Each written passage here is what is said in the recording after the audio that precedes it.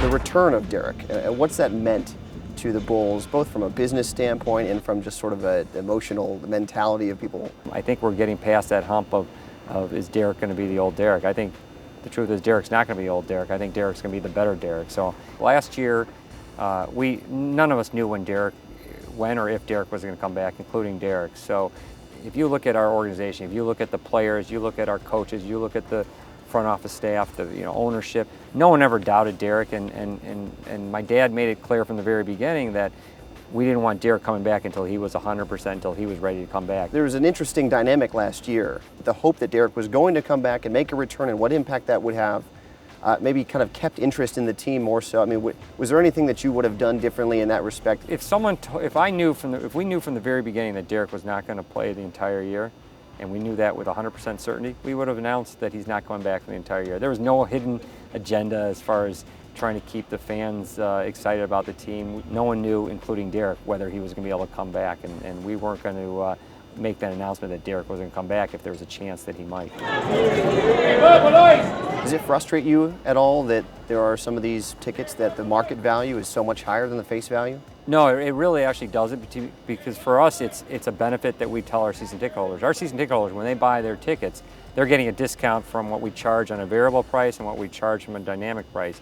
So if they're able to go ahead and sell those tickets on the secondary market and make a profit on their tickets, I think that's great, because most people who have season tickets probably are going to have a hard time going to 45 games a year. So to me, it's just a great benefit, and it actually helps us sell season tickets. Everyone has seen the renderings of this potential retail center that could be built adjacent to the arena here. How close are we, or what is holding up any potential start of that project actually coming to fruition? Well, for us, it's just trying to understand whether we want to move forward or not move forward on this project. It's a big undertaking. I think it's clear that there's a lot of stuff happening on the west side, a lot of restaurants, everything. If you go down Randolph Street and Fulton Street, so it's all coming towards us. So we're not rushing ourselves. We're going to be methodical about it and make sure that when we do something, that it's the right project. When it comes to the property tax and the issue of having a predictability, how important is that in actually getting this retail center built?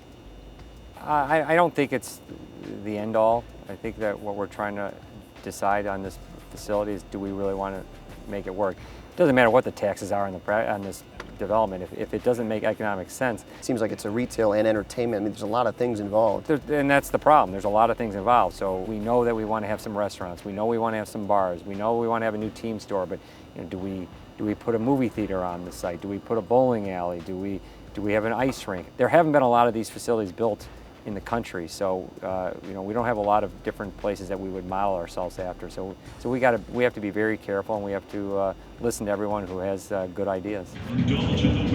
What do you guys know right now about the demographics of the Bulls fan? What we've done differently in the last couple of years is try to understand more about, from a psychological standpoint, what is it that they want and what is it that they need. We formed a analytics department in our organization that is studying the behavior patterns of all our customers, all the fans, all the touch points. So whether it's buying tickets, merchandise, concessions, parking, watching the games on TV, even if they're just talking about the Bulls on social media. Ultimately, what we want to do is we want to have a 360-degree view of what our fan is doing. We're pretty even with male, female. We know the areas that fans are coming from to go to the games. It's more about what is it that they're doing on a daily basis when they're coming into the arena that we don't know a lot about. It's really interesting what's going on in the industry, all industries and businesses with big data, and we're just starting to get involved in that game.